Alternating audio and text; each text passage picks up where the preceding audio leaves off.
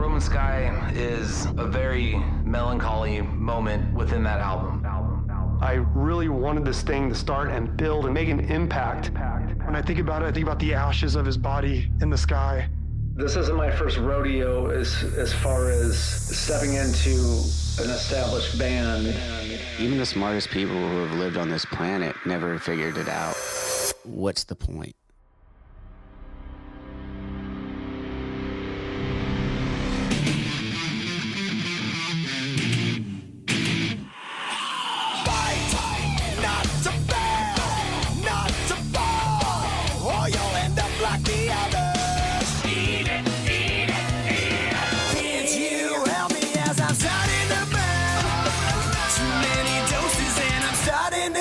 Attraction. Who is the crowd?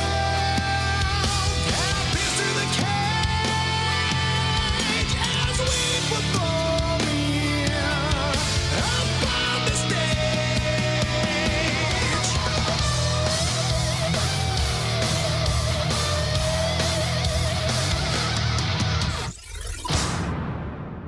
Hello everybody and welcome to TRAX, the official Avenged Sevenfold podcast. I am your host, Terry Beezer, and this is the show where you hear from the members of Avenged Sevenfold about the music they've recorded, and we take you closer than ever before to the songs you love. First and foremost, thank you for being back with us. The show took a little bit of a sabbatical, but that's because big things are afoot at the Special K. No, big things are afoot for 2023. So make sure you're subscribed to this show because there is an awful lot to look forward to. Could tell you more than that, but I'd have to kill you.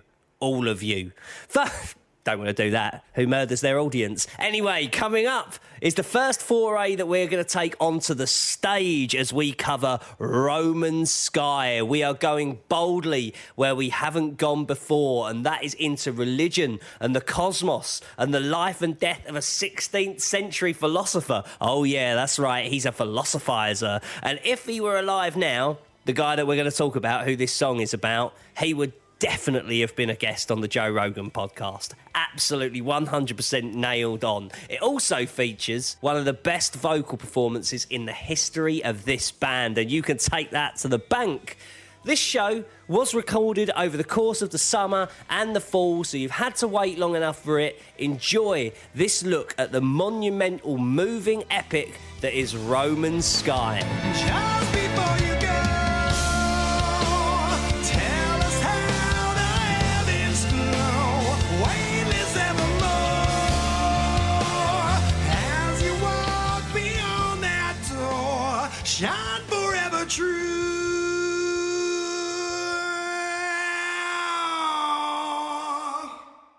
There's only one place to start, and that is the story of Giordano Bruno. That is who I was just talking about. He's the man who inspired the lyrics of this song. He was an Italian herbalist, a theologian, a poet, and a proto-scientist. Not bad, eh? He also laid out a philosophy that was based upon the universe being infinite and populated by many worlds. It's fair to say, right? It went against the teachings of the Catholic Church. I'm not picking sides. I'm just saying he was going against the teachings of what the Catholic Church were putting out there. Verbalising his theories led to him actually being captured. And had he told the church that he was lying when he was captured, his teachings would have been lost forever, but he would have been set free. Instead, he spoke his truth, which led to him being silenced symbolically, get this, with a gag that had a spike on it going directly through his tongue. And then they set him ablaze.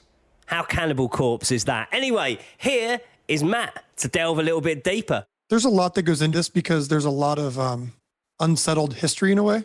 First off, he was burned at the stake, possibly for going against the Catholic Church, or because he believed different things about the universe. And there's, this happened a long time ago, so people have different views on what went down. But the idea is that he was a philosopher that had very much his own thoughts, very much freedom of thought. And he went against things that he felt were incorrect, including the church, and including our ideas about, the universe possibly having no center.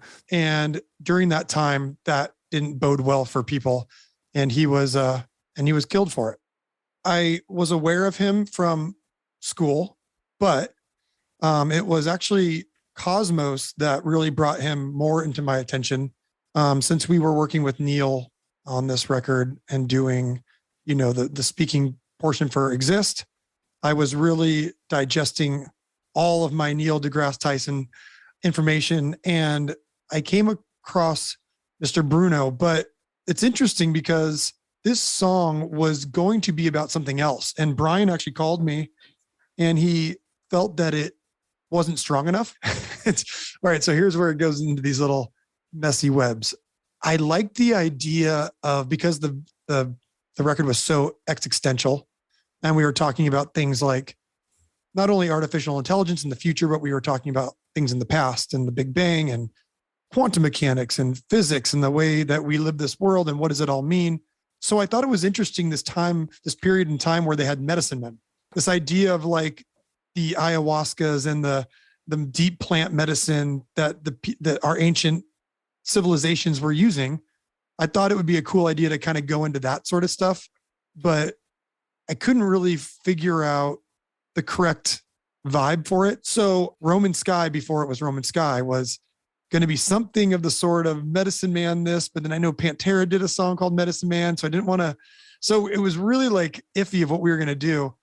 And Brian finally called me and he's like, yeah, I think we just dropped the Medicine Man thing. Lyrically, we were kind of in, I think we kind of debated a little bit whether we wanted to do a couple of things. He wanted to have this kind of Native American sort of thing, maybe even like Trail of the Tears or something. I forget exactly what. And I'm always a big fan of having, I prefer to have something sound like it's never been done before, although we've, failed miserably at that quite a few times. But at times you're able to blend these certain things like the Beatles did or the great Brian Wilson. When I thought about Native American instrumentation, I just felt like it was just going to really just go to a certain place that was a little too identifiable. And I wanted to keep it a little bit more unique. And just the way Shadows talked about Bruno was pretty incredible. So that's where we landed on that. It became really apparent to me that it was perfect for this record because it was the human experience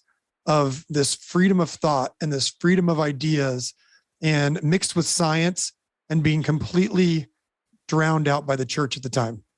And so it became this really interesting idea to me.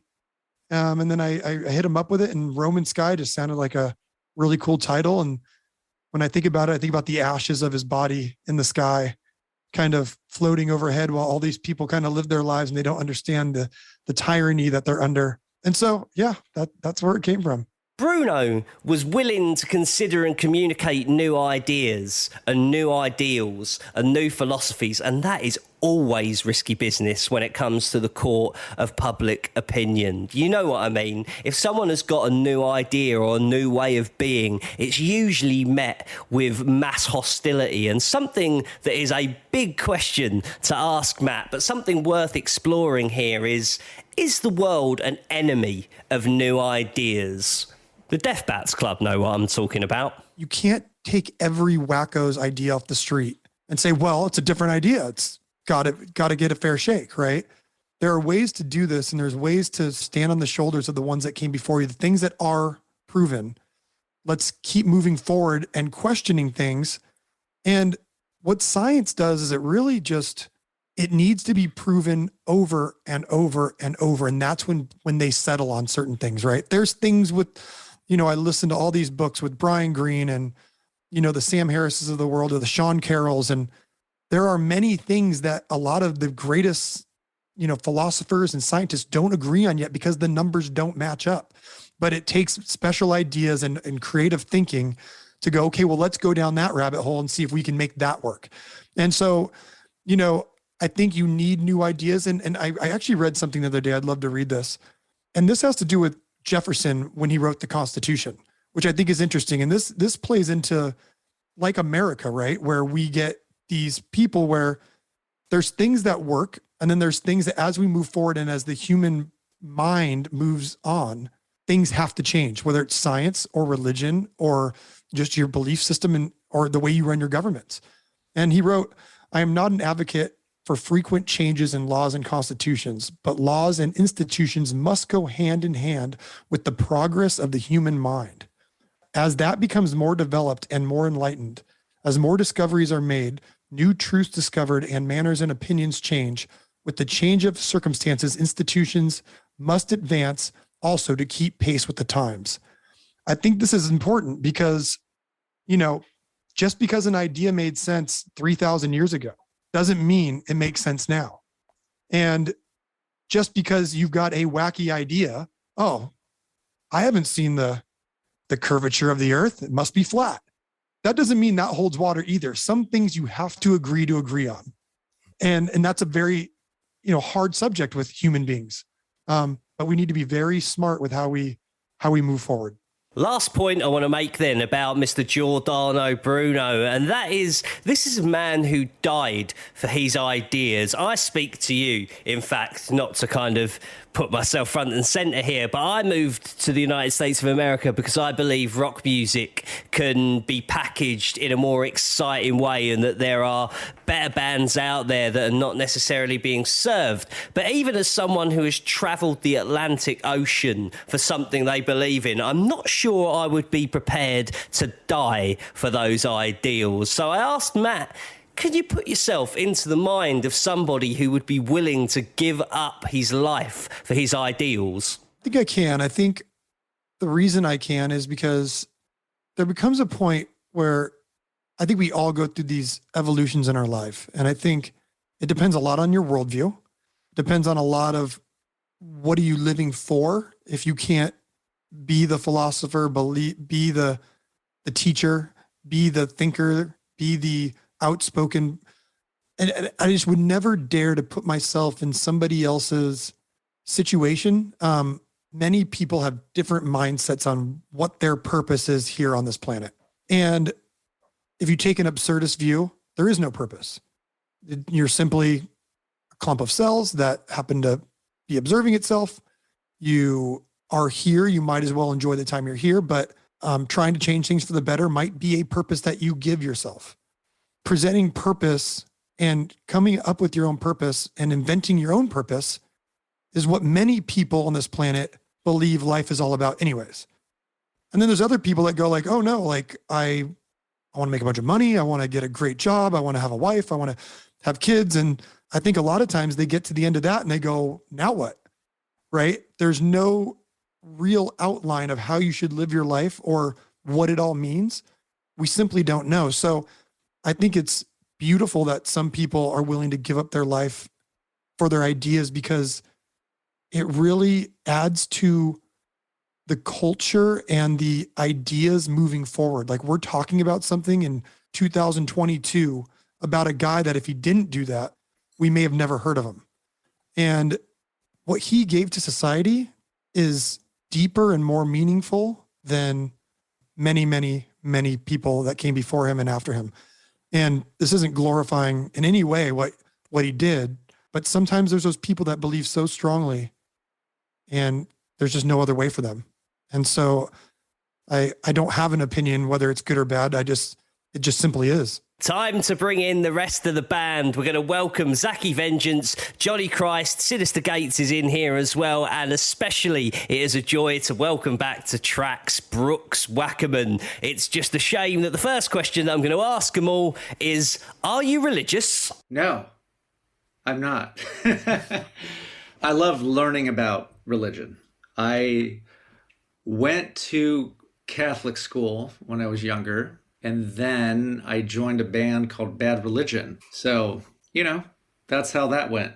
I'm definitely into science. I love Sam Harris and Dawkins, the Four Horsemen, as does Matt. So, I have a very open mind, but yeah, I don't subscribe to man-made religion. I almost feel the same way. I mean, I'm not passionately anti-religion. It doesn't anger me so much. I mean, I have my own rabbit holes of what really gets under my skin. And it's not necessarily religion, which it definitely ties in, and there's Freemasonry involved, and federal banks, central banks, and all that shit. But it's definitely the powers that be that are trying to create, workers out of us rather than thinkers. And I believe that to be pervasive right now, and always has been. And to me, kind of waking up to that right now is pretty tragic when you're seeing all the different examples of it. I do believe that there is some sort of harmony throughout the universe. All of our energies and everything kind of coexists, and kind of, lives on forever. And whatever friendships and acquaintances and that we make while we're alive is just fucking awesome and a blessing. And I think I kind of leave it at that. I don't really worry about what happens after. I don't really worry about what happened before. I'm happy to be here. I think it truly is a blessing, absolutely the most important thing that any of us have is a gift.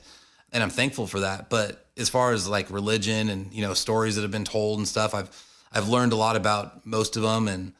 But I like to think that I'm connected to all the people that I love and care about, for more than just this small amount of time on earth. That's pretty much the extent of my religion. Am I religious? No, I am not religious. I think recently I've kind of discovered that, or re-solidified that I'm pretty agnostic. I'm not full atheist because that just says that, to me, that says something. And I look around the world and I try to figure out things myself. And even the smartest people who have lived on this planet at the end of it don't really know shit. It's kind of the one thing we all have in common is no one really knows why, it's just why, just that question. That seems so simple, but there is a question that is why? Why is there something instead of nothing? Why? What is the purpose? Why does it feel sometimes that there are all these natural and unnatural laws constricting our lives? What is that? Actually, at this point in my life, I am going through a little bit of a discovery mode of what do I think it is, and then ultimately what you start to come to and what I'm trying to get to is that point that I just made. Even the smartest people who have lived on this planet never figured it out. What's the point? Why am I going to sit here and dwell on it? It's good to think. Don't get me wrong. I love thinking about it and hopefully getting a better understanding of how much I don't know. But at the end of the day, it doesn't fucking matter. You're here anyway. What are you going to do? Let's have some fucking fun with it.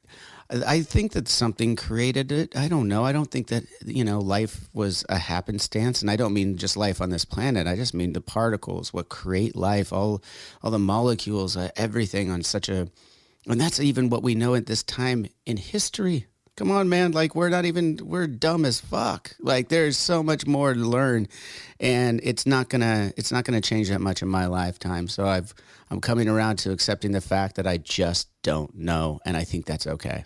That's a big question to ask anybody, isn't it? Are you religious? Sorry, lads, won't do that again. But what is worth exploring a little deeper is that the band themselves don't actually necessarily see Roman Sky as a religious song. Ikute. I wouldn't call it an atheist song, an anti-religion song. It is simply pointing out people in our past that were treated unfairly in the name of religion, maybe. And this idea is that we came from a barbaric situation where power ruled supreme. And if you got out of line with the religion or the science at the time, science has come a long way too. True scientists are just searching for the truth. They're constantly questioning, the status quo, and it takes fantastical ideas to go out there and try and prove over and over again that these laws work, or this works, or that works. And so humans have come a long way in our religion and in our science. And I think that these are important things to shed light on, that it wasn't always like this. And it's not great right now, but it was way worse back then. And someone like this really is a hero in a way, because they had an open mind, they spoke their mind, and they were killed for it. They were used as an example.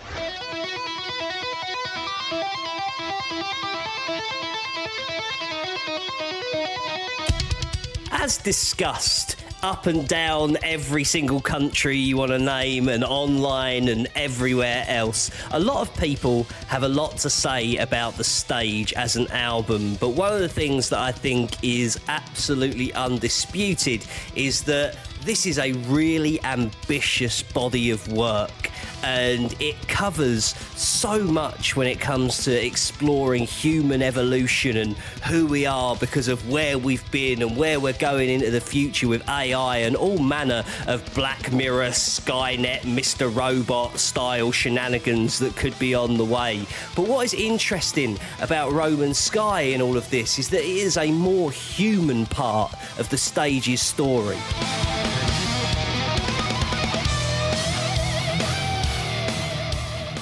Well, I feel like Roman Sky is a very somber, melancholy moment within that album. And that album basically takes you through the beginning of our universe, you know, the Big Bang through human history to wherever we're headed. And, you know, on that album, I think there's really two very somber parts. And I think that Roman Sky in its entirety as a full song leads that off, and then I think it picks back up at the end of Exist, where it just truly gets really, really mellow and laid back, somber.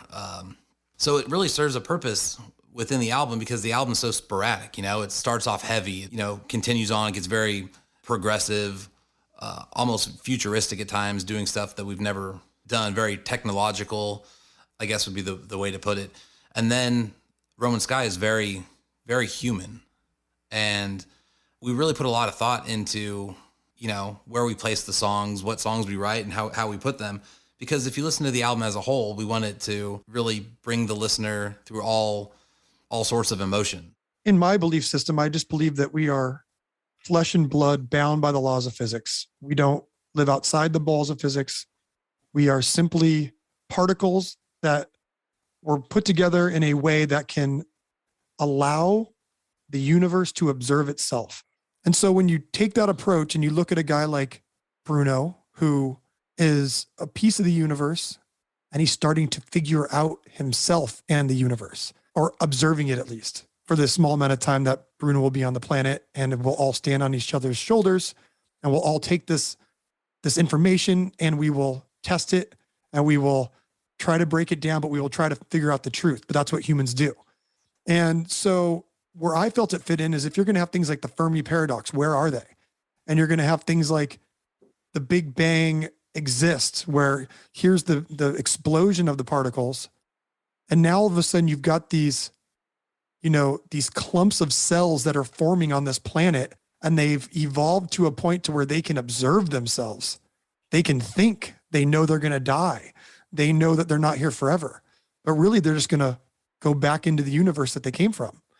To me, that is a perfect bridge of the human experience, experiencing the cosmos and being the cosmos.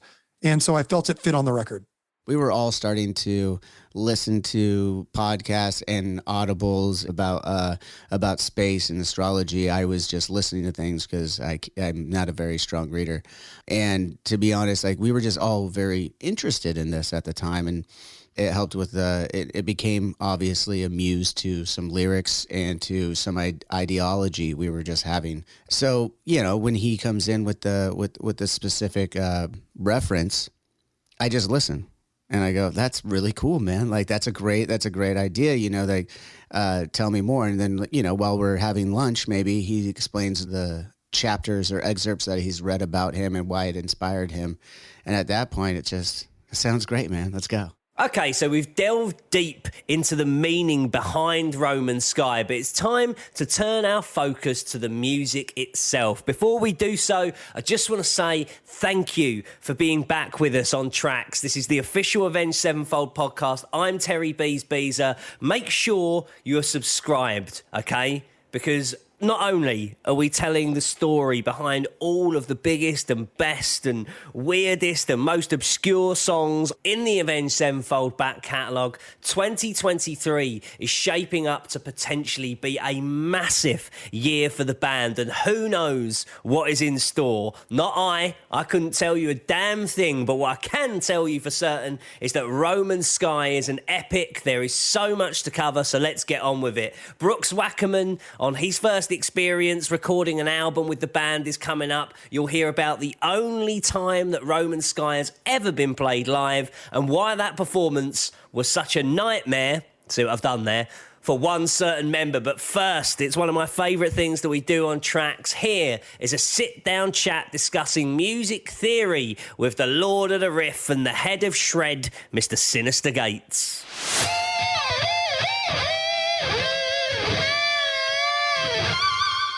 Let's talk about the stage, because it feels like when you guys talk about the stage, there's almost a people will get it in time kind of underlay to it. Is that how you feel post the stage cycle? Because you can never judge a record straight after you've done it or while you're touring with it. But now you've had a bit of space to breathe.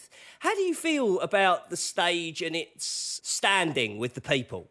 I think it's great. I mean, I have no problem with it. We knew that we were writing something super challenging to the ordinary listener, and it did exactly what we expected it to do, especially with it being a surprise record. You know, you drop a collection of songs in that amount of disarray and chaos to a very embracing fan base, but it was definitely pretty wild, especially because it was such a a result of the simplicity of Hail to the King. You know, we couldn't even touch that with anybody else's dick. At this point, it was one of those things where we had to push so hard and challenge ourselves in a different realm, but being true to ourselves. I mean, it's, to me, I'm insanely proud of that record. I think songwriting wise, how complex a lot of the harmony is, complex the playing, but to me, it's very, very singable, very listenable.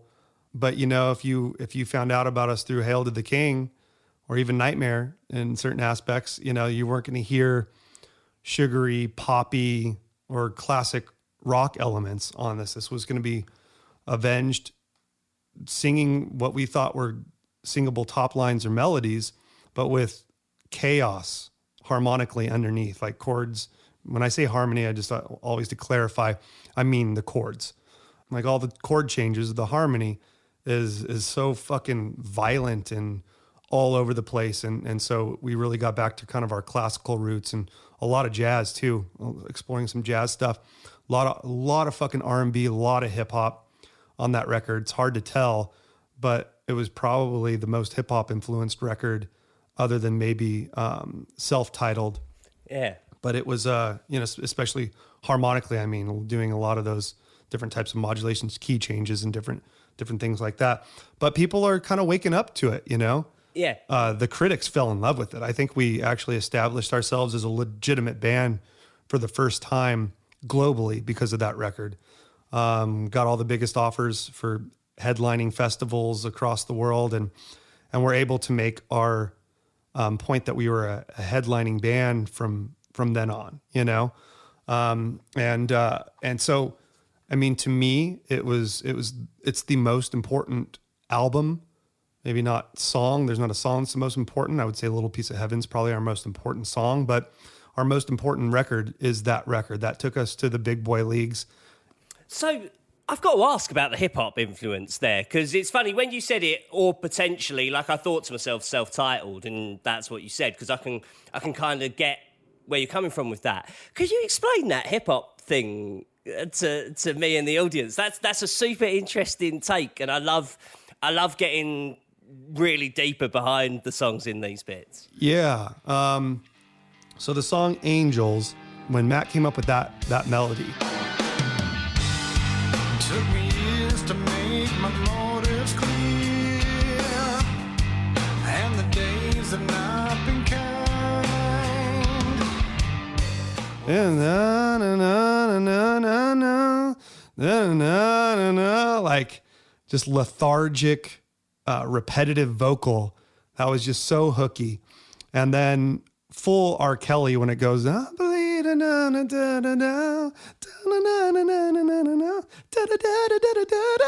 it's like full Trapped in the Closet right there. Yeah, And that's exactly what I was thinking when you were doing that. It's- Trapped in it's- the Closet. Amazing. So for me, like to fully pull back the curtain, like we're huge fans of Trapped in the Closet.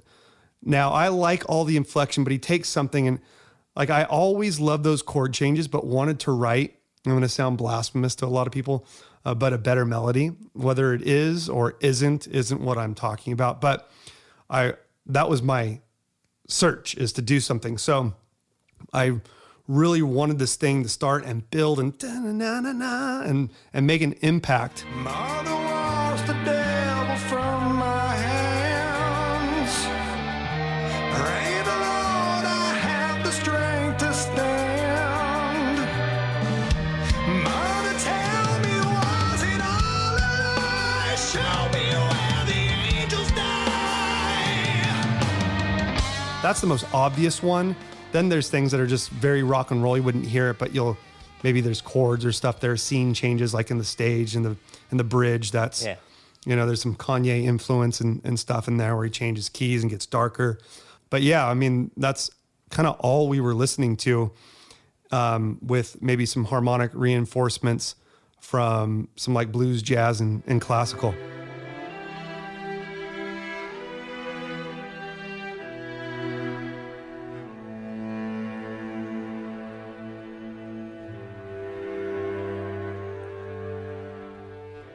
How does one first engage with those kind of the orchestral elements, and what are the unique orchestral elements when it comes to Roman Sky?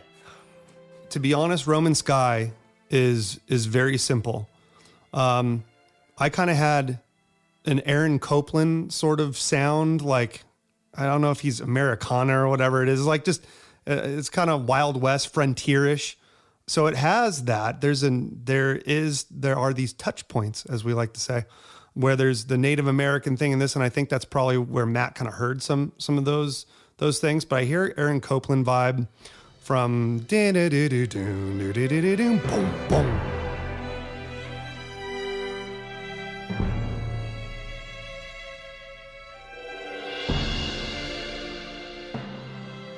It's got kind of that Western New Frontier stuff that Aaron Copland is now completely known for, and what all Westerns, besides spaghetti Western and the great Ennio Morricone, it's either Ennio Morricone or Aaron Copland that we attribute those sounds to, which are very different.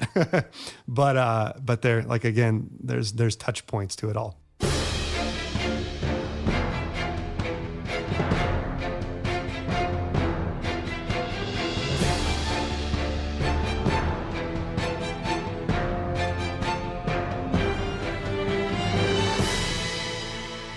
How big an undertaking is it bringing in those orchestral elements? Because it completely, if not redefines the song, defines the song, because this is a slow build up to that big crescendo, right?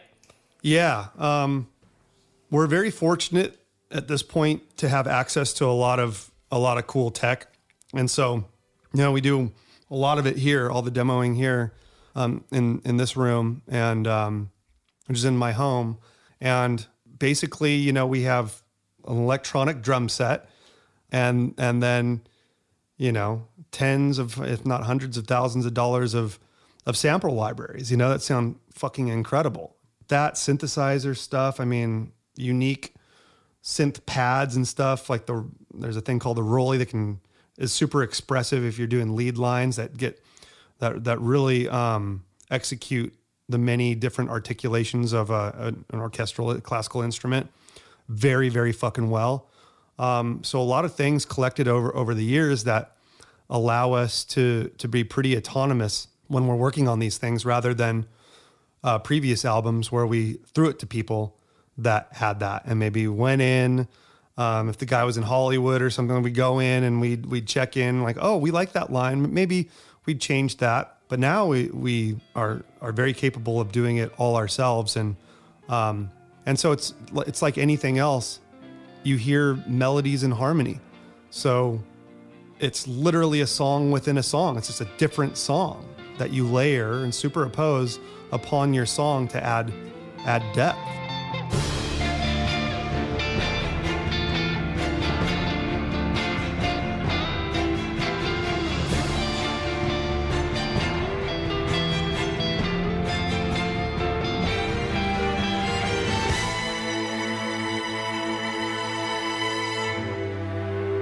It is always great to catch up with Sinister Gates to talk all things music theory. Make sure you are subscribed, because next month that music theory is going to take us on a journey through Strength of the World from City of Evil. But I digress. It is time to reintroduce Brooks Wackerman, and it's great to bring him in at such an interesting point for both him and Avenged Sevenfold. And what I mean by that is Brooks had been in the band for some time at this point, but this was the first time that he was recording a full-length studio album with the band. And, you know, all voices are different. Guitar players can change guitar tone and establish something that is uniquely theirs, but it is very difficult to have a signature sound when it comes to the drums, and even more so when you think about Brooks's role coming in and sitting on the same drum stool formerly filled by Jimmy the Rev Sullivan, and that is an iconic drummer with a signature sound, and that signature sound lives and breathes in everything that Avenged Sevenfold do then, now, and forever. So I guess what the big question was for Brooks rolling into this is, where is the balance between your own style and injecting that Jimmy the Rev Sullivan DNA into things? I've been asked this before, and my answer is always pretty consistent, where it's a tug of war between honoring what was originally recorded on these classic tracks versus I want to be myself. I want to, I have a personality. Where can I interject on certain fills or parts, even if it's, minutely shifted somehow, I still want to have the song evolve. And rightfully so. I mean, this isn't my first rodeo as far as stepping into an established band where I have to kind of find my voice.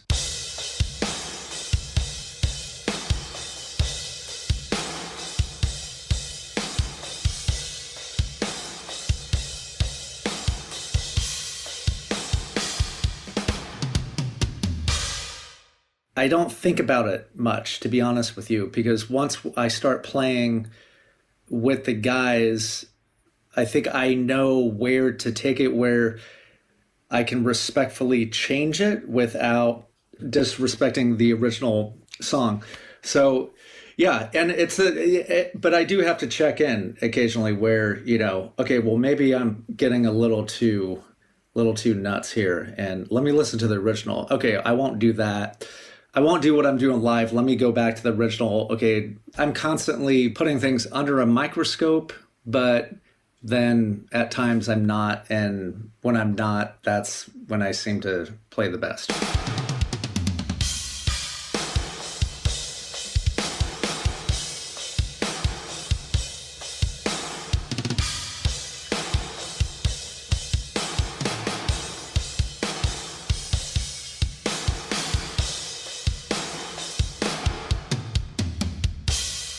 So if Brian has a riff and we're in his small room at his house, pretty much shoulder to shoulder, trying to figure out how to form a song, and he has one riff, I'm not thinking heritage. I'm not thinking what would the past drummers do, even though it's now in my DNA. I think I'm just going off instinct. So I'd say 9 times out of 10, my first instinct is usually the one that I'll run with.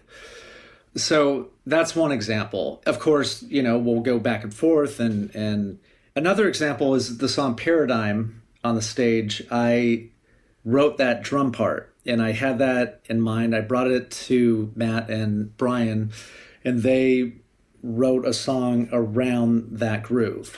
So, that was something that developed based on that.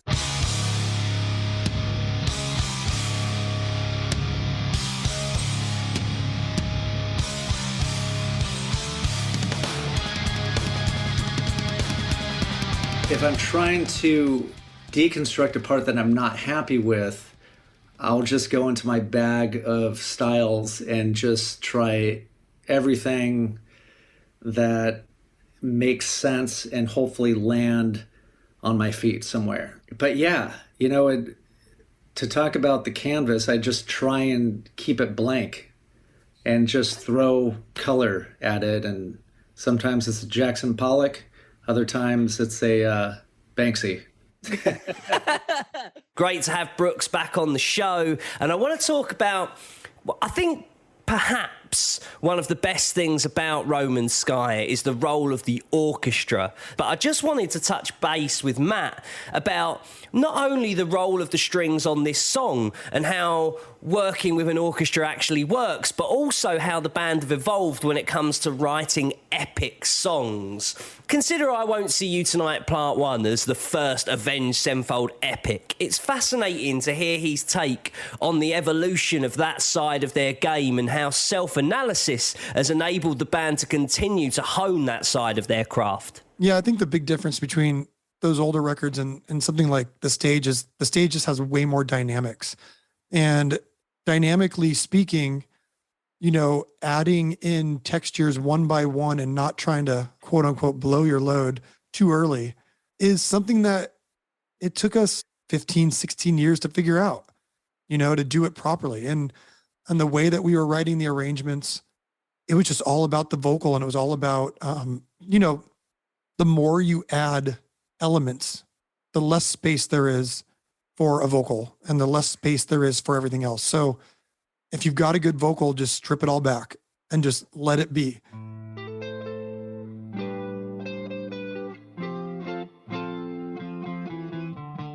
It reminded me when Brian wrote it, it reminded me of like when he first played the beginning of Buried Alive to me. And I was like, oh, we got to have that in a song. We got to have that. It's like when he played that riff,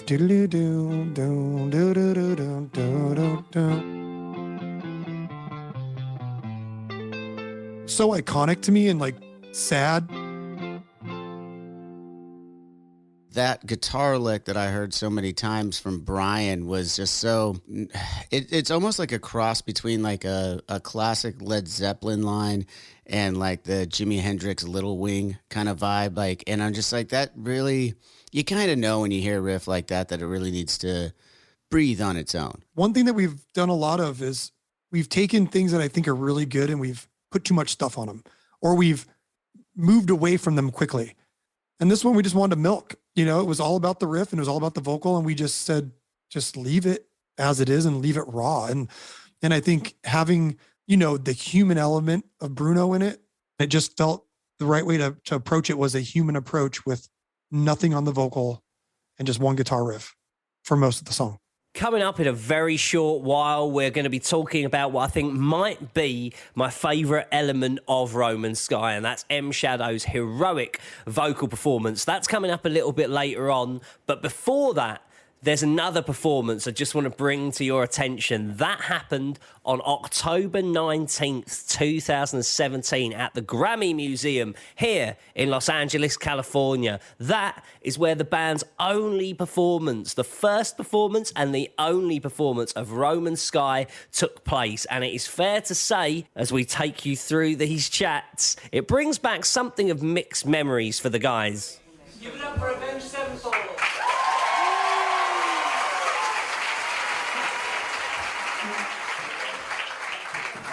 It was incredible. I mean, you're playing an intimate song for an intimate crowd, and things like Yesterday, Stairway to Heaven, Changed My World, November Rain. When I point to songs that kind of changed my trajectory, most of them are ballads, other than maybe Black Dog and some others. So definitely an emo boy. And so those types of songs really bring out, I think, the best of me. I mean, I like doing certain vocals. I mean, I'm one of those guys that hates the sound of my own voice. I'll rarely go do anything, side project that includes my voice unless it's something for like St. Owen or for the girls, or something like that where they want something, they want it quick, and I'm not going to source a bunch of shit and then I try to sound like somebody else, But what I like to do is complement a song.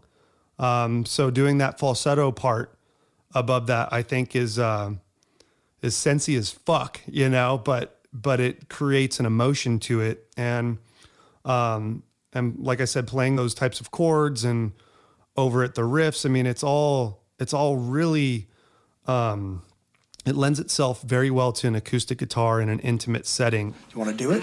What do you think? Thinking of the tempo. This is no click, no nothing, no tour manager saying. No cheating. 1, 2, 3, 4.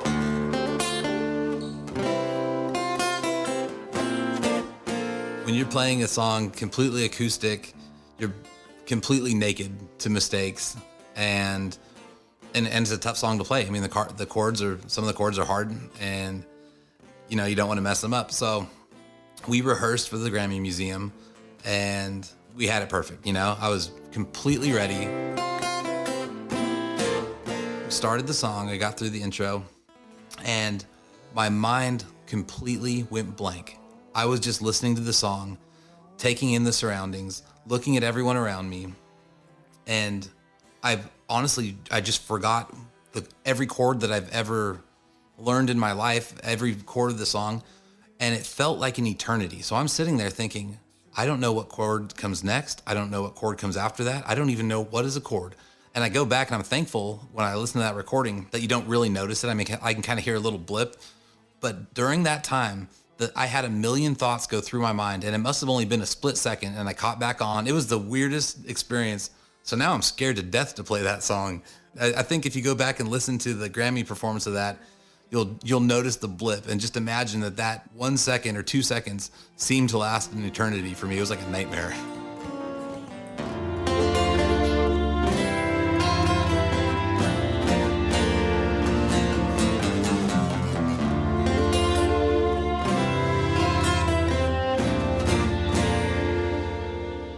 Yeah. So anyway, I'm super proud of it. And then on top of it, the string players that we worked with and working with them intimately, like warming up before the song and, or before the performance. And I actually redid a lot of these strings, I arranged the strings for, Hail to the King and all the different ones. And so, grab a different program, like for Sibelius or whatever it was. And just like, okay, crash course in arranging for paper, because we usually have people that do that. So it showed up, long story, hopefully short. It shows up a complete catastrophe, but those guys were so professional. He helped me make the proper markings over it. And then we'd rehearse, basically in the stand, in the seats. We were rehearsing in the seats. And if I heard something wrong, I'd ask, why is it looks normal to me. Why is it? Oh, it's because your bar line's wrong, or this inflection is wrong, or it's written for the wrong instrument, which was an embarrassing mistake. I don't usually make that mistake. But anyway, it was pretty incredible to work with them and to work with my father and have him play a lot of those, deceptive sort of lines in harmony. It was just a one-of-a-kind experience, and to share it with, a few fans was pretty incredible.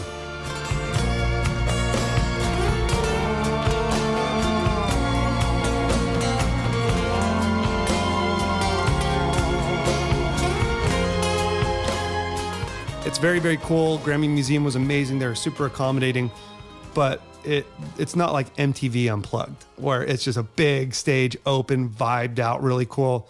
It's tight. It's fucking packed. And so, squeezing my dad in the back there was pretty funny, but, he made a mention after that. He's like, I've been on tour with you a bunch of times, and I hope you don't take this the wrong way, but, I always kind of wondered why you never invited me on stage. And I was like, well, I never even thought about it because he's played so much stuff. And I'm like, did we ever play songs that you maybe once or twice? And anyway, he's like, no.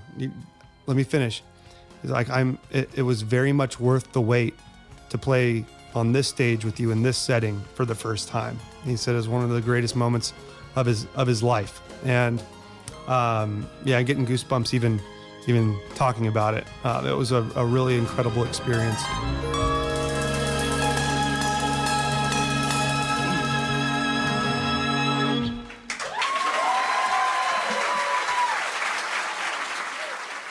I think this could be one of the rare occasions where we are guilty of saving the best for last here. And when we're talking about Roman Sky, I mentioned it at the top of the show.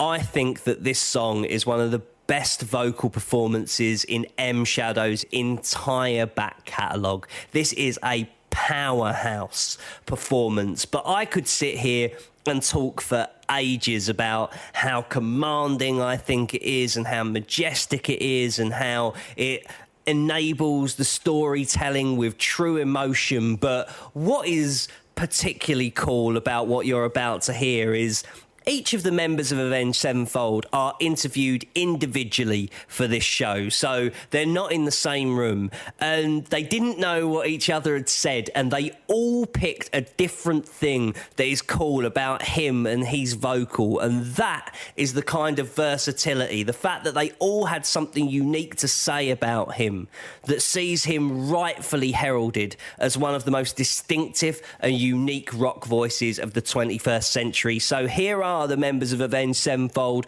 talking about the performance of Matt on this song and, just his general brilliance, all right? I've always thought Matt has one of the greatest voices, completely unique.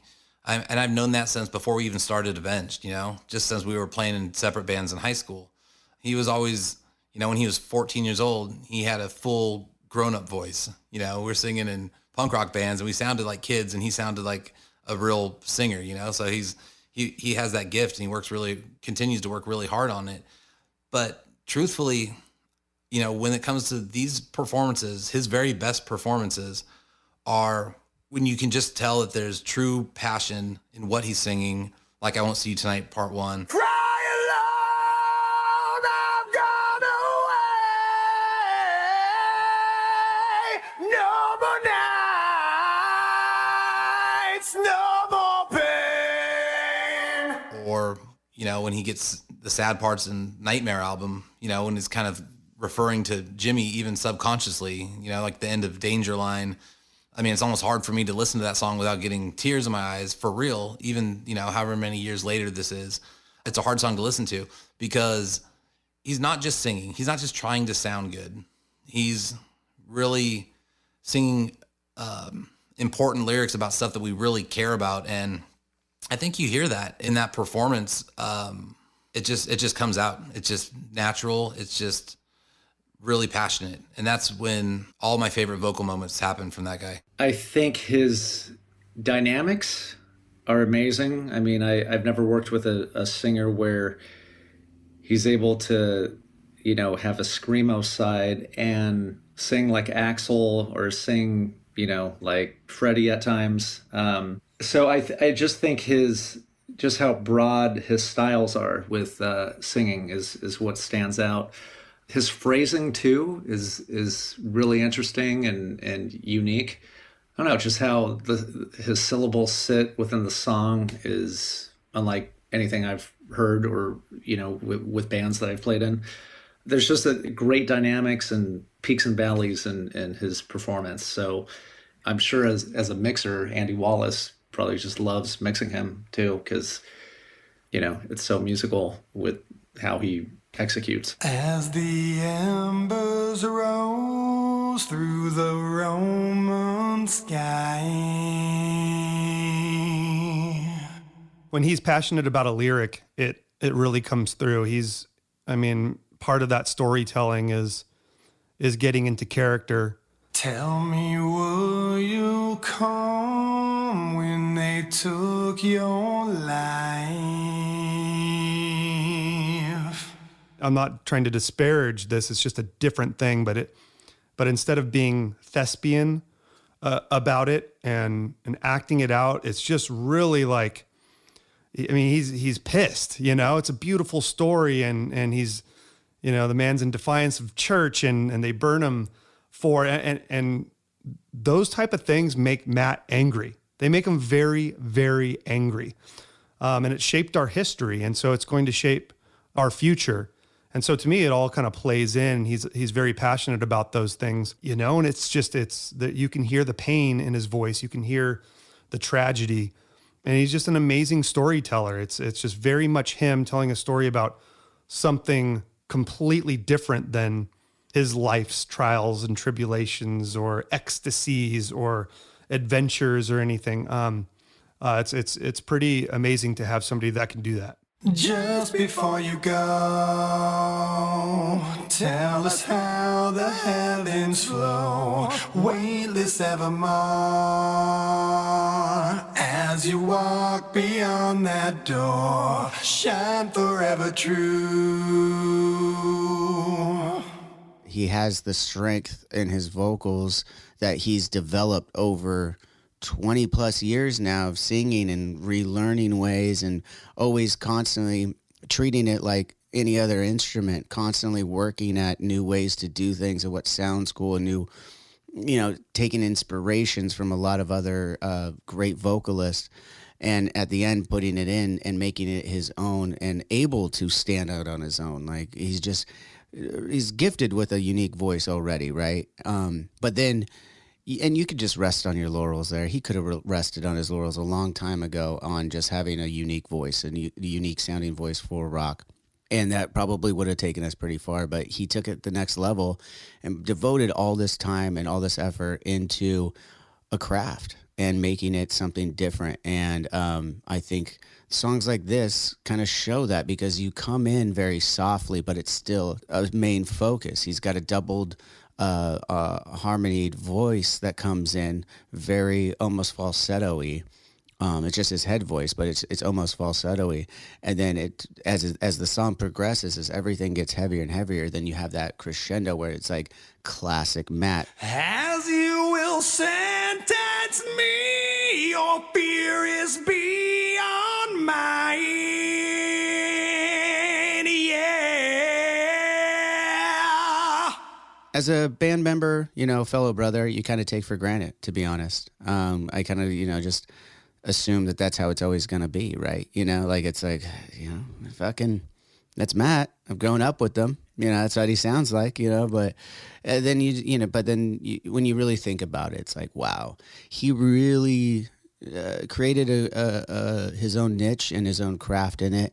And this song absolutely shows it. As I said, with the range from soft to heavy to the most important thing to me is the feel.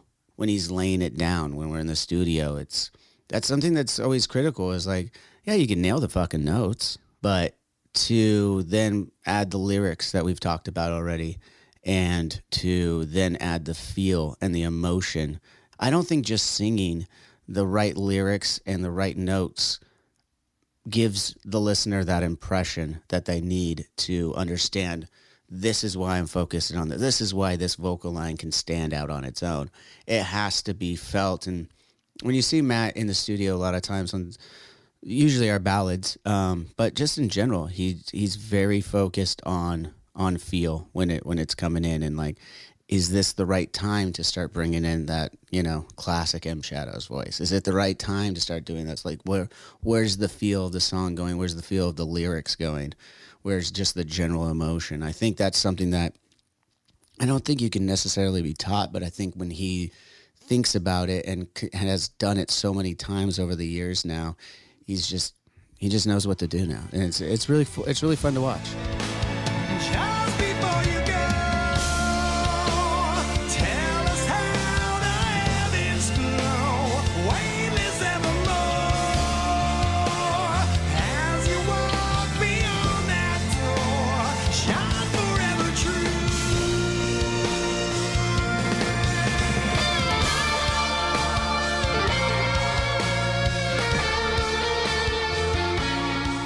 If you want to know the kind of dedication that goes into Matt's vocal, here's something, I hope you won't mind me telling you this, but this is a band, Avenged Sevenfold haven't played a show since 2018. But when we're booking this show, I know that there's times in the week that Matt can't do because he's still doing vocal lessons. They haven't been on stage for that amount of time, but that man is ready to go. And I love that. That dedication is something that everyone should aspire to work towards. So, cool stuff. One last little factoid, actually, from the man himself, speaking of Matt. Here's how Roman Sky was nearly a two-parter. So we wrote Roman Sky as part 1 and Dose was part 2. So Dose, which came out, as on the deluxe version, it was the only original that we did on the deluxe version, was part 2 of it.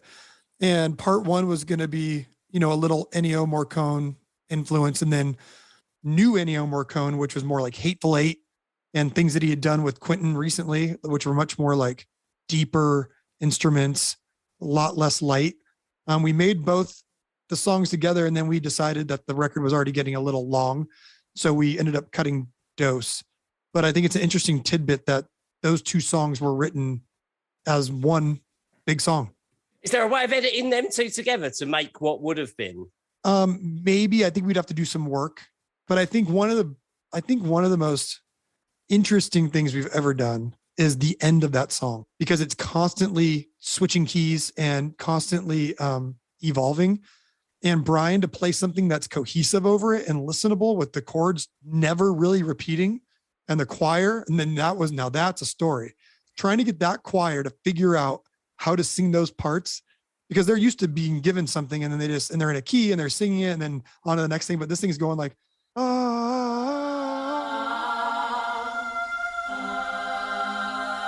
it was really like pulling teeth, and they were brilliant. They were great, but it was just like, what are you trying to make us do? And I remember me and Brian got in like a little argument because it was getting so tedious and they just couldn't wrap their head around those key changes and the chords that were being sung. And we wanted them to be a little bit like some blue notes and some things that were like rubbing a little bit with the chords.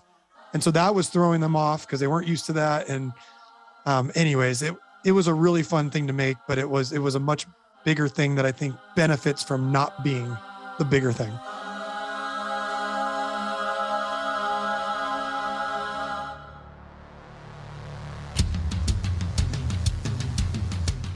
And that is it for the latest episode of TRAX. Thank you again for being with us and for sticking with us. We know for sure there's going to be another episode next month when we're going to be covering Strength of the World from City of Evil, a Western epic taking in Ennio Morricone and all kinds of amazing stuff. So make sure you're subscribed. Make sure you are in the Deathbats Club Discord, where we'll be asking for your questions for all things Strength of the World. And I have been Terry Beezer here for TRAX, the official Avenged Sevenfold podcast. Thanks for being here. See you next month.